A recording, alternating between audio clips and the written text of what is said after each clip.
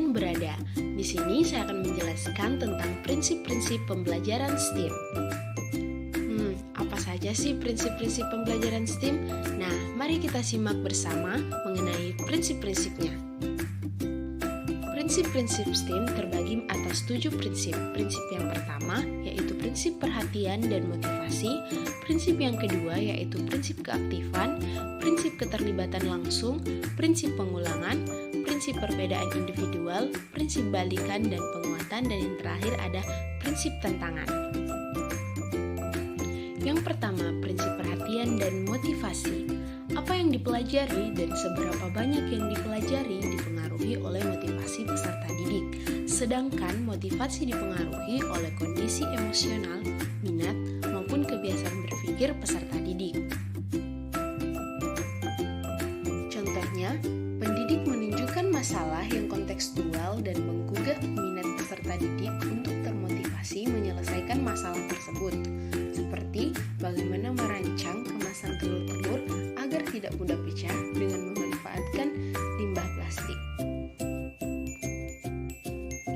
Prinsip yang kedua, prinsip keaktifan. Peserta didik melakukan kegiatan secara sadar untuk mengubah suatu perilaku. Peserta didik dapat menciptakan dan menggunakan perbendaharaan strategi-strategi pemikiran dan penalaran untuk memenuhi tujuan yang kompleks. Contohnya, peserta didik diarahkan agar menyadari bahwa dalam memecahkan masalah di bidang STEAM ada banyak cara strategi kognitif, seperti mengaitkan masalah dengan pengetahuan yang telah dimiliki. Prinsip selanjutnya yaitu prinsip keterlibatan langsung. Pengetahuan akan bermakna jika adanya upaya konstruksi pengetahuan yang dilakukan oleh peserta didik. Contohnya melakukan uji coba rancangan berupa kemasan telur jika dijatuhkan dalam ketinggian tertentu.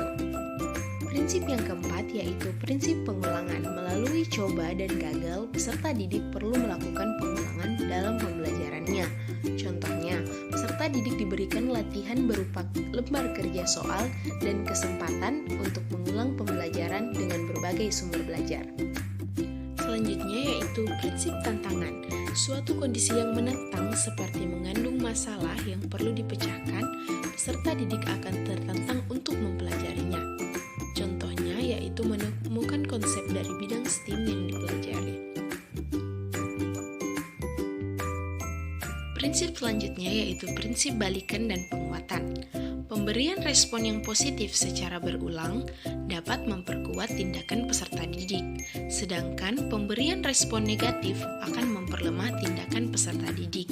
Contohnya, peserta didik yang telah berhasil akan diberikan medali dan diberikan tantangan baru sebagai respon positif.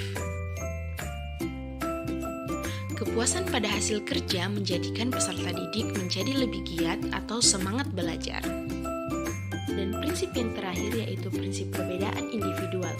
Proses belajar yang terjadi pada setiap individu berbeda satu dengan yang lain seperti fisik maupun kapabilitas belajar. Contohnya, setiap peserta didik harus dibantu untuk memahami kekuatan dan kelemahan dirinya, sehingga mendapat perlakuan dan pelayanan yang sesuai. Nah, Sobat Innoverse, itu tadi penjelasan mengenai prinsip-prinsip pembelajaran STEAM. Jangan lewatkan informasi lain dari materi selanjutnya ya. Sampai jumpa dan selamat belajar.